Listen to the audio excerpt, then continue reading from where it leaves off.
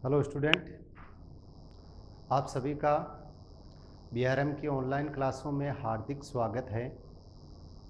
जैसा कि आप लोगों को पता है कि बीआरएम की ऑनलाइन क्लासें हैं वो नियमित रूप से चल रही है, इसलिए आप लोग इन क्लासों का नियमित रूप से लाभ उठाएं और ज़्यादा से ज़्यादा इन क्लासों से जुड़िए। यदि आप लोग इन क्लासों से जुड़े हुए हो तो अपने जितने भी साथीगण हैं उनको बोलें और उनको भी इन ऑनलाइन क्लासों से जोड़िए। आज की अपनी क्लास रहेगी वो 10वीं क्लास की रहेगी,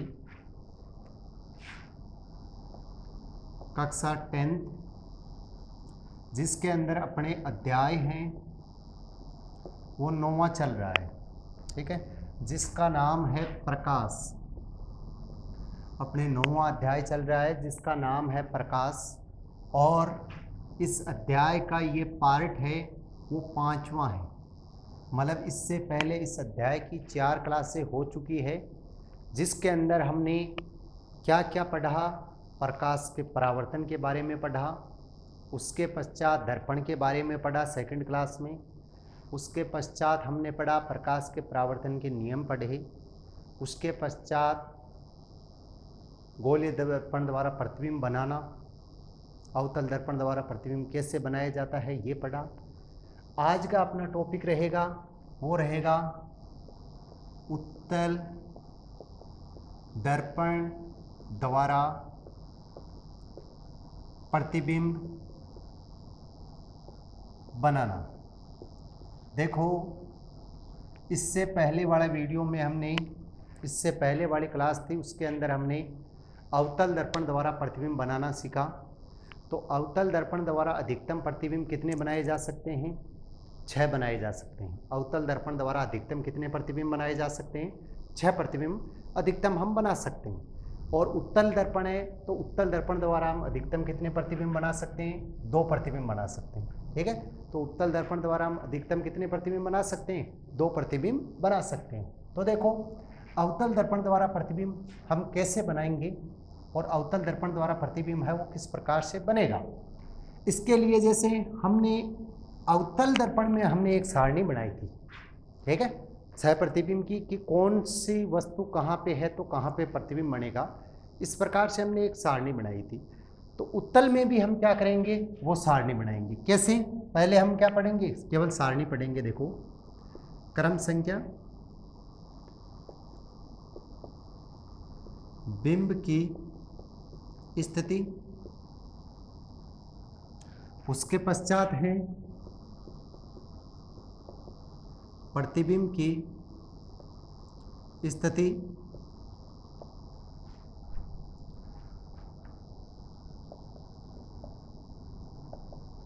प्रतिबिंब की साइज, और अंतिम है प्रतिबिंब की प्रकृति। ठीक है, तो देखो किस प्रकार से ये बनेगा।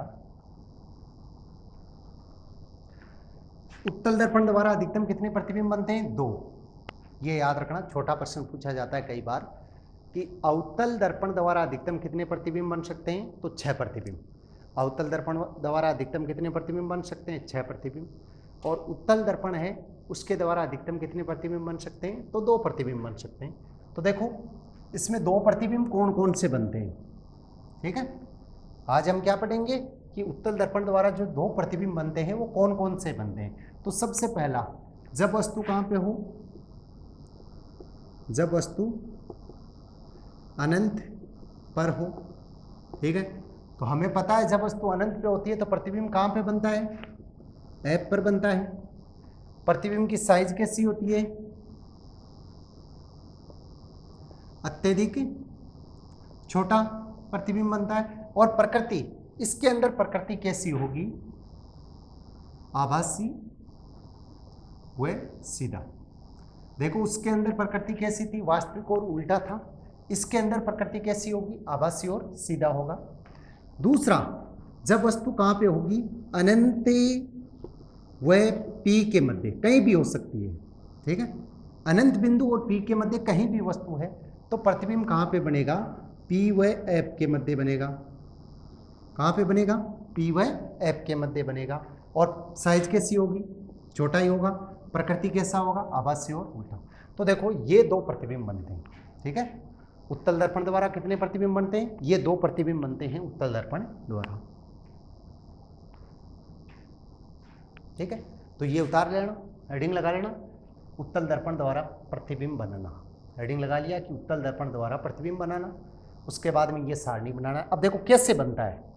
तो उत्तल दर्पण ऐसे तो होता है उत्तल दर्पण, जिसका परावर्तक पृष्ठ बीच में से बाहर की तरफ उभरा हुआ होता है। जैसे ये क्या है? उत्तल दर्पण है, ठीक है।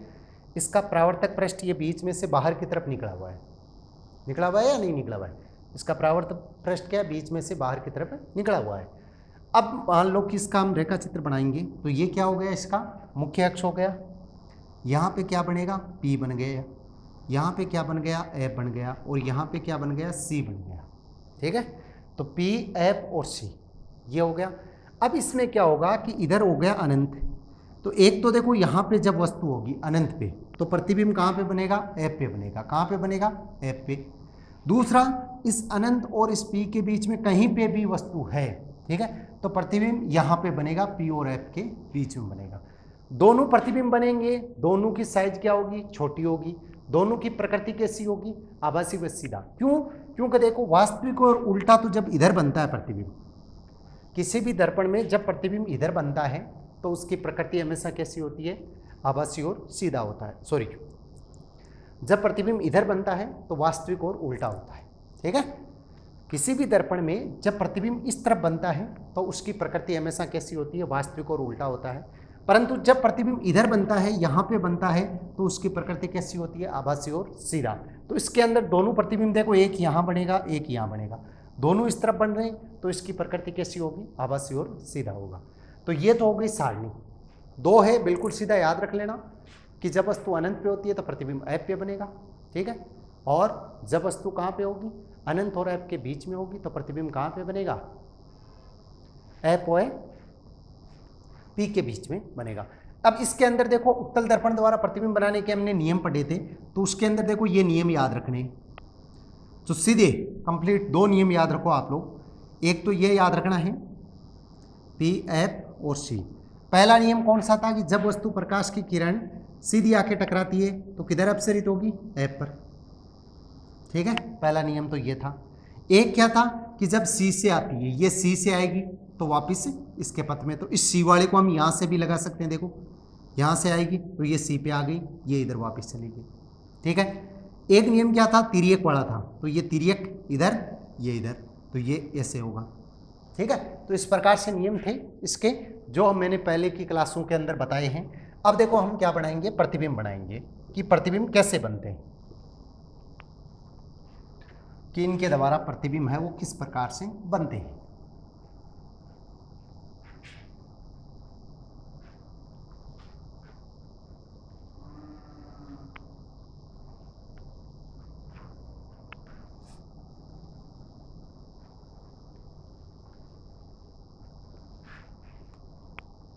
देखो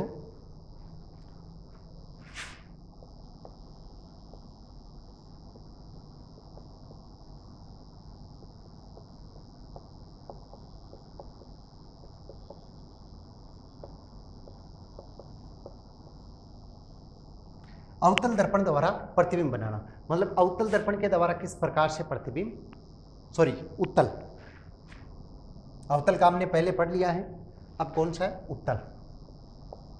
तो उत्तल दर्पण द्वारा प्रतिबिंब बनाना, तो इसमें देखो सबसे पहला प्रतिबिंब क्या बनेगा? जब वस्तु अनंत पर हो। तो आपको यदि ये पूछा जाता है कि जब वस्तु अनंत पे है तो प्रतिबिंब कहाँ पे बनेगा? F पे बनेगा, ठीक है। जब वस्तु अनंत पे है तो प्रतिबिंब कहाँ पे बनेगा? F पे बनेगा। अब प्रतिबिंब कैसे बनेगा देखना, कि सबसे पहले क्या बना लिया हमने? ये बना लिया। कौन सा दर्पण है ये? उत्तल दर्पण है। कौन सा दर्पण है? उत्तल दर्पण है, ठीक है। इसका ये क्या हो गया? मुख्य अक्ष हो गया। यहाँ पे क्या है? P है, यहाँ पे क्या है F है, और यहाँ पे क्या है C है, और इधर क्या हो गया अनंत हो गया। ठीक है, सबसे पहले वस्तु कहाँ पे अनंत पे, तो यहाँ पे वस्तु है। प्रतिबिंब कहाँ बनेगा F पे बनेगा। वस्तु अनंत पे है तो प्रतिबिंब कहाँ पे बनेगा F पे। अब कैसे बनेगा देखो, इसके लिए क्या होगा कि सबसे पहले जब कोई प्रकाश की किरण मुख्य अक्ष के समांतर आएगी, ठीक है, जब कोई प्रकाश की किरण मुख्य अक्ष के समांतर आपतित होगी तो परावर्तन के पश्चात वह मुख्य फोकस पर अपसरित होती हुई प्रतीत होगी। देखो ये क्या होगी, मुख्य फोकस पर अपसरित हो रही है। ठीक है, डैश डैश का मतलब क्या होता है, अपसरित हो रही है। तो एक नियम तो ये लग गया। ठीक है, सेम नियम यदि यही मैं बढ़ाऊं तो ये देखो सीधी आके टकराएगी और इधर मुख्य फोकस पर अपसरित होगी, तो ये तो सेम है।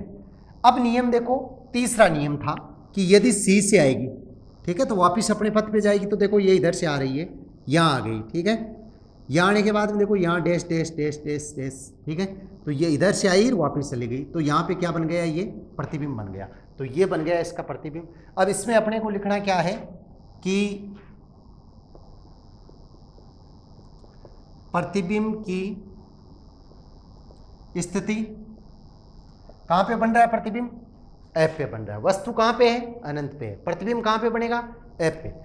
तो प्रतिबिंब की स्थिति कहाँ पे है, F पर है। ठीक है, उसके पश्चात हमें क्या लिखना है, प्रतिबिंब की साइज। तो देखो प्रतिबिंब की साइज कैसी है, वस्तु इतनी बड़ी है और प्रतिबिंब एक बिंदु जितना ही है। ठीक है, तो प्रतिबिंब की साइज क्या है, अत्यधिक छोटी, अत्यधिक छोटी। मतलब जो प्रतिबिंब बना है वो क्या है, बहुत ही ज्यादा छोटा बना है। ठीक है, और अगला है प्रतिबिंब की प्रकृति। प्रकृति कैसी बनेगी, यदि प्रतिबिंब दर्पण से इधर बन रहा है तो कैसी होगी, आभासी और सीधा।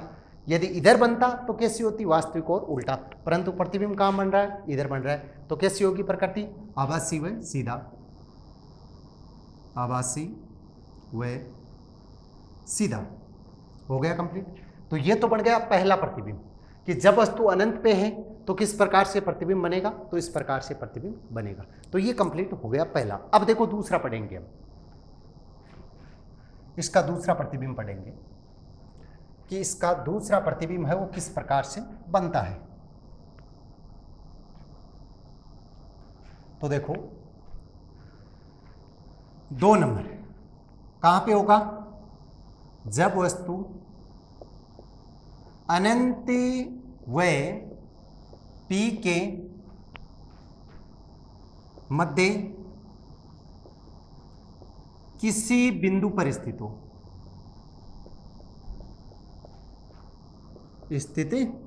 मतलब अनंत और P के बीच में कहीं पे भी वस्तु स्थित है तो प्रतिबिंब कहां पे बनेगा, F व P के मध्य। ये अभी हमने सारणी के अंदर पढ़ा है।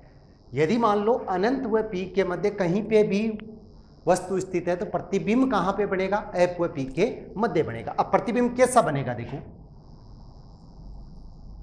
ये क्या बन गया, प्रतिबिंब बन गया। ये दर्पण हो गया, कौन सा दर्पण हुआ, अवतल दर्पण हो गया, सॉरी उत्तल दर्पण हो गया। ये क्या है, मुख्य अक्ष है, यहां पे P हो गया, यहां पे F हो गया, और यहां पे क्या हो गया, C हो गया। ठीक है, और इधर क्या हो गया, अनंत हो गया।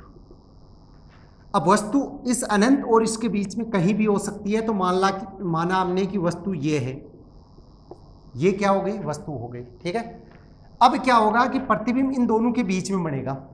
कैसे बनेगा, सबसे पहले जब वस्तु सीधी आके टकराएगी, ठीक है, वस्तु क्या होगी, सीधी आके टकराएगी, तो किधर अपसरित होगी, F पर।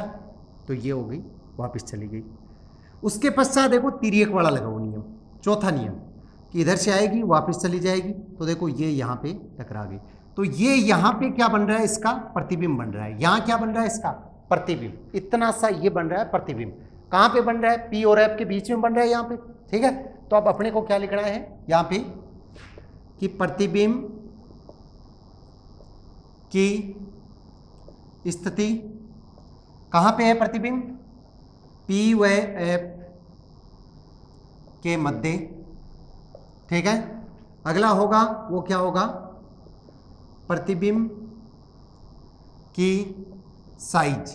तो देख लो साइज कैसी है, इतनी बड़ी वस्तु है और प्रतिबिंब इतना सा है, इससे आधा है, तो साइज क्या होगी, छोटी है, छोटा है। और प्रतिबिंब की प्रकृति, तो प्रतिबिंब की प्रकृति कैसी होगी, आभासी व सीधा। ठीक है, तो प्रतिबिंब कैसा बनेगा, आभासी व सीधा। तो ये हो गए दो प्रतिबिंब बने थे, दोनों हमने बना लिए, किसके, उत्तल दर्पण के। तो ये दोनों लिख लेना, नोट कर लेना, हेडिंग उत्तल दर्पण द्वारा प्रतिबिंब बनाना, 1 नंबर और 2 नंबर। तो ये दोनों लिख लो, अभी अपनी कॉपी के अंदर ये नोट कर लो।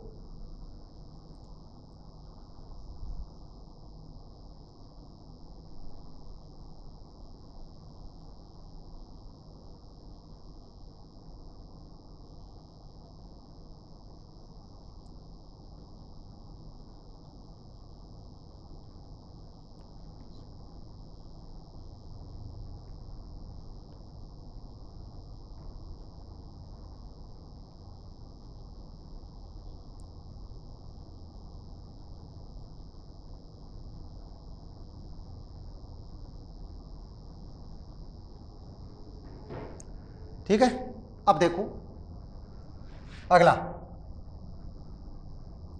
अगला टॉपिक आता है अपनी, वो क्या होता है,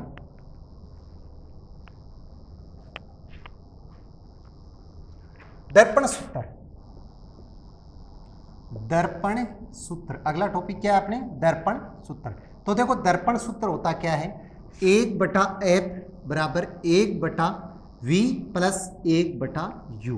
ठीक है, तो ये अपना क्या होता है, दर्पण सूत्र होता है। दर्पण सूत्र क्या होता है कि 1/f बराबर 1/v प्लस 1/u, ये होता है अपना दर्पण सूत्र।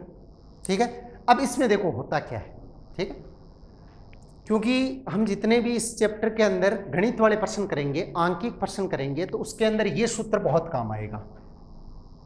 क्या आएगा, ये सूत्र काम आएगा। इसके अंदर देखो 1/f, f बराबर क्या होगा, फोकस दूरी होगा। f बराबर क्या हो जाएगा, फोकस दूरी, मतलब इसके अंदर कितनी फोकस दूरी दी हुई है वो हो जाएगा। उसके पश्चात v बराबर क्या होगा, प्रतिबिंब की दूरी होगा। ठीक है, और u बराबर क्या हो जाएगा, बिंब की दूरी। ठीक है, तो ये सूत्र क्या हो गया, 1/फोकस दूरी। ये दर्पण सूत्र है, अपने को याद रखना है। 1/फोकस दूरी बराबर 1/v क्या है, प्रतिबिंब दूरी, प्लस 1/बिंब दूरी। ठीक है, तो ये क्या हो गया, दर्पण सूत्र हो गया 1/फोकस दूरी बराबर 1/प्रतिबिंब दूरी प्लस 1/बिंब दूरी।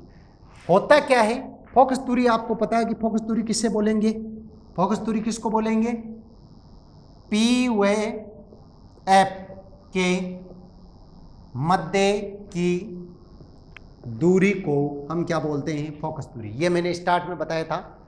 P क्या होता है, ध्रुव होता है, F क्या होता है, मुख्य फोकस होता है। ठीक है, बड़ा F तो क्या होता है, मुख्य फोकस होता है, और छोटा F क्या होता है, फोकस दूरी होता है।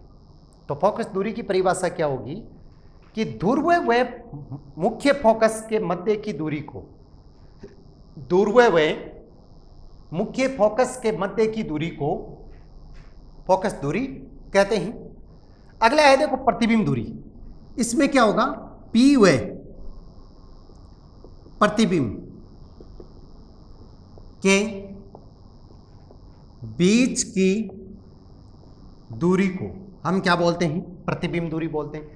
P क्या होता है, ध्रुव, तो ध्रुव व प्रतिबिंब के बीच की दूरी को हम क्या बोलते हैं, प्रतिबिंब दूरी बोलते हैं। ठीक है, ध्रुव व प्रतिबिंब के बीच की दूरी को हम क्या बोलेंगे, प्रतिबिंब दूरी बोलेंगे। और अंतिम कौन सा है, बिंब दूरी।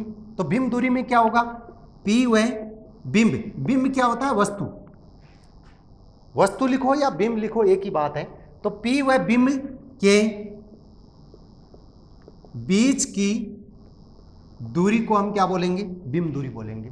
ठीक है, तो ध्रुव व बिंब के बीच की दूरी को हम क्या बोलेंगे, बिंब दूरी। तो ये परिभाषा भी नोट कर लेना, इन परिभाषाओं में क्या लिखना है कि जैसे फोकस दूरी की परिभाषा आपको लिखनी है, तो P व F के मध्य की दूरी को हम क्या बोलते हैं? फोकस दूरी।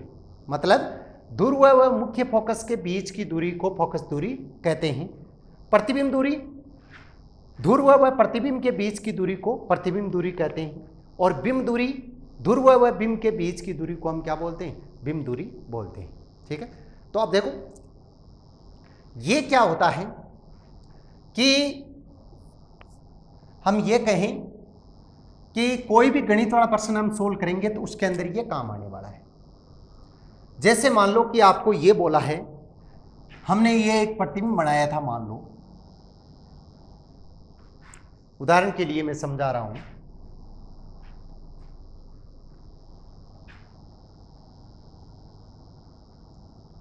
ये एक दर्पण है।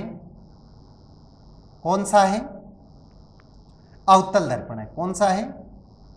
अवतल दर्पण है। ठीक है, इसका देखो ये तो हो गया ध्रुव, यहां पे P हो गया, F, C और अनंत हो गया। ठीक है, यदि मान लो कोई वस्तु कहां पे है? यहां पे है। यहां का मतलब क्या हुआ? C से परे है। क्या है? वस्तु है वो कहां पे है? C से परे है। तो यदि ये प्रकाश की किरण इससे आके टकराएगी, प्रतिबिंब कैसे बनेगा? प्रतिबिंब ऐसे बनेगा, वापिस आ गई। ठीक है, नेक्स्ट क्या होगा? ये हो जाएगा, तो ये वापिस इधर गई। तो यहां पे ये क्या बन गया? प्रतिबिंब बन गया। वस्तु यहां पे है और यहां पे प्रतिबिंब बन गया। अब मान लो कि इस वस्तु की दूरी अपने को कितनी दी है अगले ने? इस वस्तु की दूरी है वो 15 सेमी। ठीक है, और प्रतिबिंब की दूरी है वो कितनी दी है अगले ने? 10 सेमी। ठीक है, कितनी हो गई? 10 सेमी हो गई। अब मान लो कि अपने को फोकस दूरी ज्ञात करनी है। ठीक है, तो देखो इसके अंदर अब V बराबर क्या हो गया? मान V बराबर प्रतिबिंब दूरी है, तो यहां पे देखो प्रतिबिंब दूरी है तो 10 सेमी, इसका मान क्या हो गया? V बराबर मान हो गया। ठीक है, उसी प्रकार यदि U बराबर मान पूछा जाता आपको तो क्या हो गया? इसके अंदर 15 सेमी। ये U का मान हो गया प्रतिबिंब, U का मान क्या है? बिंब। तो ये बिंब है, वस्तु है, तो ये किसका मान हो गया? बिंब का मान हो गया। ठीक है, और ये किसका मान हो गया? प्रतिबिंब का मान हो गया। तो ये कंप्लीट हो गया होगा आपके कि जैसे बिंब क्या होता है और प्रतिबिंब क्या होता है। ठीक है, ये हो गया, ये नोट कर लेना, चित्र उतार लेना, ये सूत्र है ये भी उतार लेना।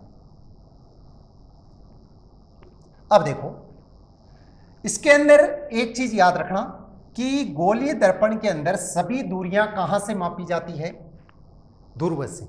ये एक इंपॉर्टेंट चीज है, ये याद रखना आपको, ये याद रखना है कि गोलीय दर्पण में सभी दूरियां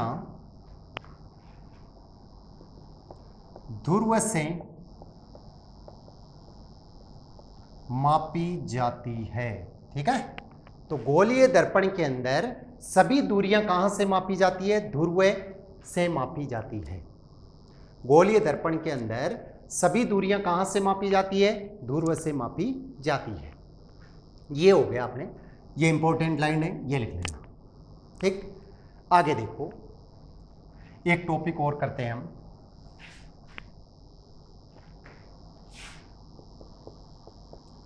गोलीय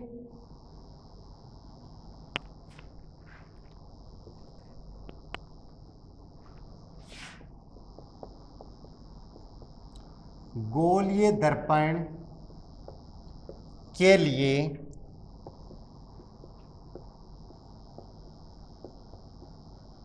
चिन्ह परिपाटी। गोलीय दर्पण के लिए चिन्ह परिपाटी। ठीक है, तो जैसे मान लो कि हम अवतल दर्पण के लिए मानते हैं, एक ही बात है चाहे आप उत्तल बनाओ यहाँ पे या अवतल बनाओ, दोनों में चिन्ह परिपाटी है वो समान रहेगी। ठीक है, तो देखो ये अवतल दर्पण है, इसका ये क्या है? मुख्य अक्ष है, तो अक्ष से अक्ष डेश हो गया मुख्य अक्ष। इसका मुख्य बिंदु क्या होता है? P। मतलब सभी दूरियां कहां से मापते हैं? हम ध्रुव से मापते हैं। कोई भी प्रकाश की किरण इधर से आती है, आपतित किरण, मतलब हमने अभी जितने भी पढ़े सब में प्रकाश की किरण इधर से आ रही थी। ठीक है, इधर से एक भी प्रकाश की किरण नहीं आ रही थी। तो इसके अंदर देखो इधर की दूरियां, ठीक है, कौन सी होती है? माइनस होती है। इस तरफ की दूरियां क्या होती है? हमेशा माइनस होती है। और इस तरफ की दूरियां हमेशा कैसी होती है? प्लस होती है। ठीक है, तो ये अपने को याद रखना है कि जैसे मान लो कि आपको ये बोला जाता है बाएं या दाएं बोला जाता है, ठीक है, तो बाएं ओर की दूरियां मान लो या दाएं ओर की दूरियां मान लो, तो इसके अंदर क्या माना जाएगा? प्लस और माइनस का चिन्ह है वो क्या रहेगा? महत्वपूर्ण रहेगा।